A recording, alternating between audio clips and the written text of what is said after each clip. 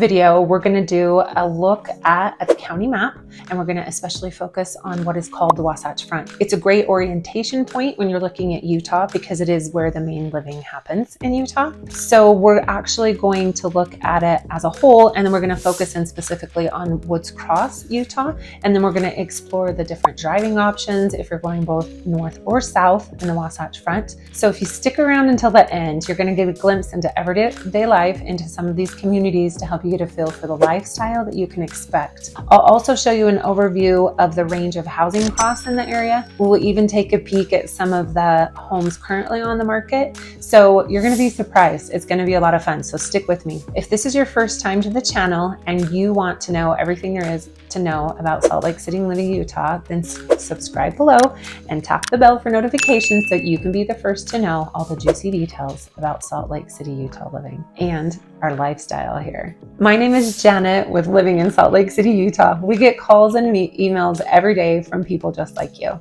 looking to get some help making a move to Salt Lake City, Utah, or just moving from city to city in the area. We absolutely love helping people like you. So whether you're moving in 9 days, 90 days, or a year, let's get connected.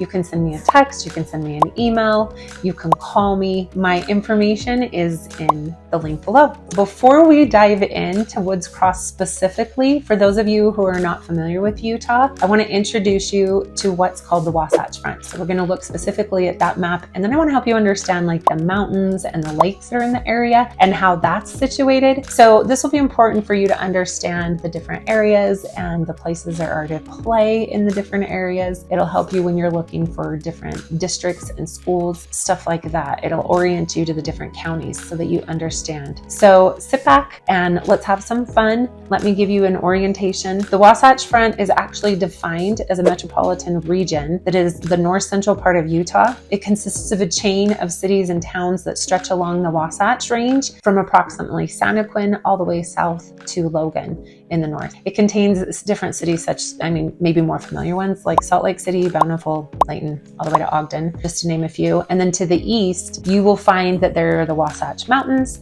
And then to the west boundaries, it's formed by Utah Lake. You can understand why it's a little bit harder to build out in these areas since you've got the borders of both mountains and lakes.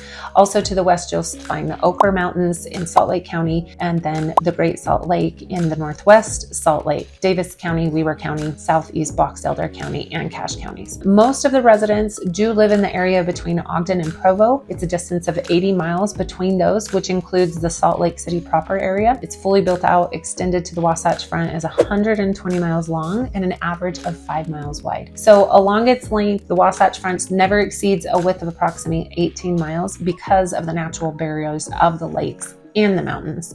Just to give you an idea of where the biggest growth is happening, Utah County has the highest growth rate of over 27%. That probably has to do with the many silicone slopes. Davis and Cache Valley are neck and neck at an average of 18% growth, and Salt Lake City County is at 15% growth. Weber is at 13% growth. So with that being said, let's pull up a map and let's get started. Okay, so today I thought it would be a great idea to give you an orientation, not only to Woods Cross City, but give you an orientation to what is called the Wasatch Front here in Utah, because it is the main living area and it'll be very helpful when you're doing your searches for different things. So the Wasatch Front goes all the way through this whole area. This is kind of the main Wasatch Front. It goes from Utah County, where you have so Provo has the universities like Brigham Young University, the UVU University, that's in that Provo area in Utah County. Just go all the way to Santaquin, which is the end of Utah County, but then you follow it along here and you're going to come into Salt Lake County. You have Tooele County west of Salt Lake County, but that's not really considered to be along the Wasatch Front. But then you continue into Davis County and then further into Weber County. And then as you come here, there's actually a mountainous little pass that will take you into Cache Valley. So just to give you an idea, that's kind of when I'm talking about along the Wasatch Front, that is what I'm referring to. And this is where you have the bulk of your population in Utah. It is the most livable area. So there you have it. There is an orientation into the Wasatch Front. I want to show you now a different map that's going to help you see like where the mountains are and kind of how the Wasatch Front is kind of protected on both sides, one by mountains, the other by lakes. So this map actually kind of shows the bodies of water in the mountains. And as you can tell, Utah is very mountainous. We actually have along the Wasatch Front, these are the Wasatch Mountains. So if you look again, just to repeat, like this is the main Wasatch Front area here, and that is where the bulk of living happens. This is Utah County, and then you have Salt Lake County, and then you have Davis County and Weber County. Those are kind of the main counties along there. Then you kind of go through a mountainous pass, and then over here you have Cache Valley. So anyway, I just wanted to show you like there's a lot of mountains to the east. It does limit how big the cities can be and the population growth in those areas. And then if you look to the west, you'll see that in Utah County, you do have Utah Lake. So that impedes you from building there. Although they have built in these areas around here, you do have some cities out there. They just went west of the lake. But in these other counties, it's a little bit harder to expand because you run across the Great Salt Lake on this side. So it does limit the growth capacity to be able to expand. And I thought that would be important to know. There you have it. You can see all the mountains and the different bodies of water. I am going to show you yet another map that'll show you some of the fun places to go. So I thought it would be really fun to show you, like, I mean, obviously Utah is known for the greatest snow on earth. For those of you who want to enjoy winter sports, these are currently the different resorts that are open. If we look on a map over here, you'll see that they are up Cottonwood Canyon. These are the different ones that you can enjoy. If you go even more east, you're going to come over here. This is Park City area is probably how you know it. And there's some great skiing there as well. But you can enjoy a lot of activities, whether it's in the winter or summer in these mountainous areas. But this is like, if you look on the map, like Salt Lake City, let's see, we just need to move it a little bit. There we go. Salt Lake City. And you can see that the ski resorts are here. So some of the little towns surrounding it, you've got Murray, Taylorsville, Holiday, Cottonwood Heights. West Jordan is west of the I-15, that main access point, but that's going to put you within less than 30 minutes to skiing. There you have it. And today we are focusing on Woods Cross. So let's pull it down and see Davis County, which are all these cities right here. Woods Cross, still, you're really not that much further. Maybe just add 10 minutes to your commute to get to the greatest snow on earth. Now I'm specifically focusing on Woods Cross City. And as you can see, it's not a very big city and there is not a lot of opportunity of available homes in the area. There are very few, in fact. But I did want to make a point, like when I was talking about in pros and cons on my video, I was saying that even the locals get confused about this little portion right here, this little jet out. It borders so closely to Bountiful. A lot of people do think it's in Bountiful. So what you're going to find this little jet out, like you have the high school, and then you have like some shopping area, like a grocery store, you have a Smith's, and then you have a bunch of restaurants in the area. Mod Pizza, Zupa's, there's a burrito place, Zhao's, a lot of really fun places to go eat in the area. It's really famous. Well, that goes into Bountiful. I'll tell you about that later. But anyway, that is the little jet out that I was saying. A lot of people get confused that it's actually a part of Woods Cross. This is, so your main freeway that's going to take you from north to south is this I-15 freeway. If we go out just a little bit, you can see a couple things. Let's see. Okay, so here's Salt Lake City. Salt Lake City to Woods Cross, hop and a jump, very close. Also, you can take this loop from I-15. Let's see if I can show you a little bit better. You can jump on either I-15 and loop onto 215, or over here on this west side, you can jump onto what's called a main road called Redwood Road, and you can jump on 215 and you can get to the airport in a quick 15-20 minutes. So that's really nice. And you know, Salt Lake City does have an international airport that gets you in and out very nicely.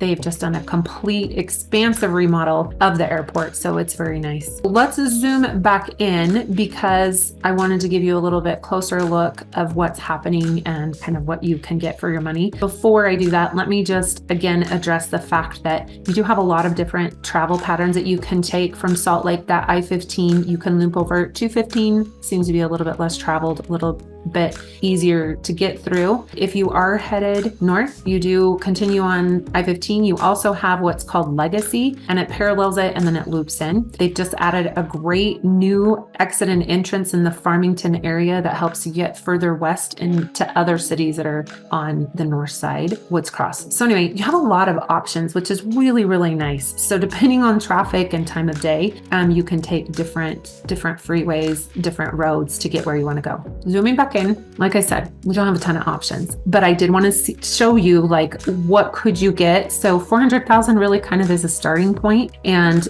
let's look at this one real quick. So a townhome, it has 3 bedrooms, 3 bath, 1,893 square feet. So let's look at this one specifically and let's take a look at the pictures. It was built in 2014, I want to say, on this one. And you can see fairly cute. Just look at the different pictures. Yeah.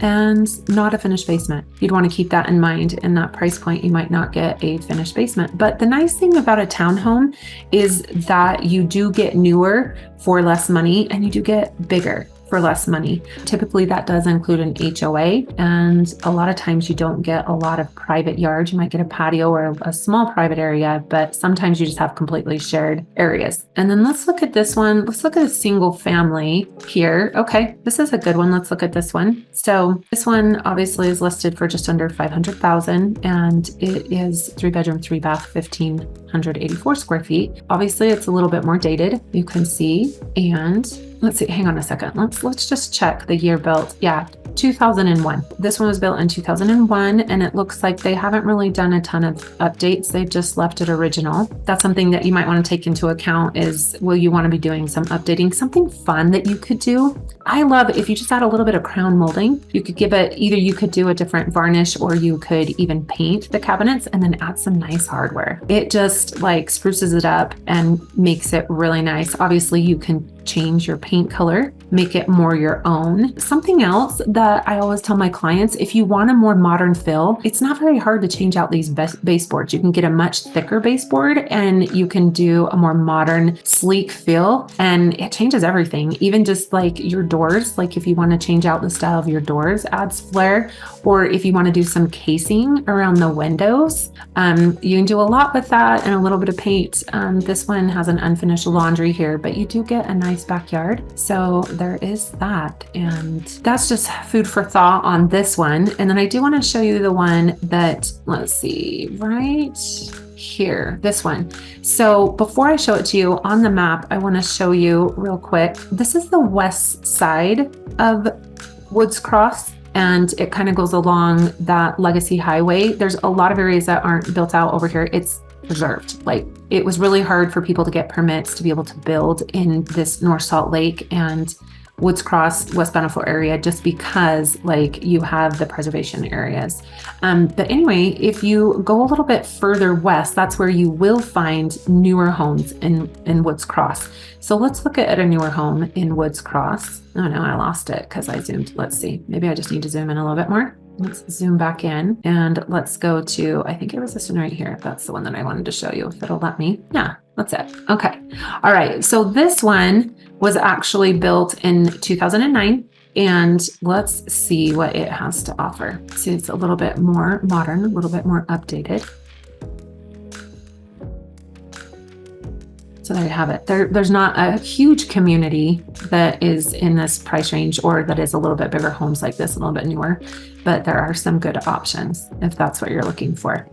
So I love it when people stage a home. It's just so much fun to look at. This one's not staged and the basement's not finished. So nothing like super exciting to see, but we can get a feel for the location of where we could find a little bit bigger home and where you can, get a little bit newer home. All right. So that's what I wanted to show you today when it came to Woods Cross, Utah. All right, there you have it. So now that you can see how to get around, if you're in the town of Woods Cross, Utah, you might want to compare it to the other surrounding suburbs and see which one has a better feel for you and suits your needs best. So stay tuned. In upcoming videos, I will be doing the different suburbs surrounding Woods Cross in cities like North Salt Lake, Bountiful, Farmington, Centerville, Kaysville, and more. You might currently be living in a different city and want to know about the neighboring city, so it'd be good to see these videos and I can give you some good advice on the surrounding areas. So if you want to talk through your situation, then let's chat. I can help you answer questions that you might have, and we can do some problem solving to get you where you want to go. All right, look forward to talking to you soon.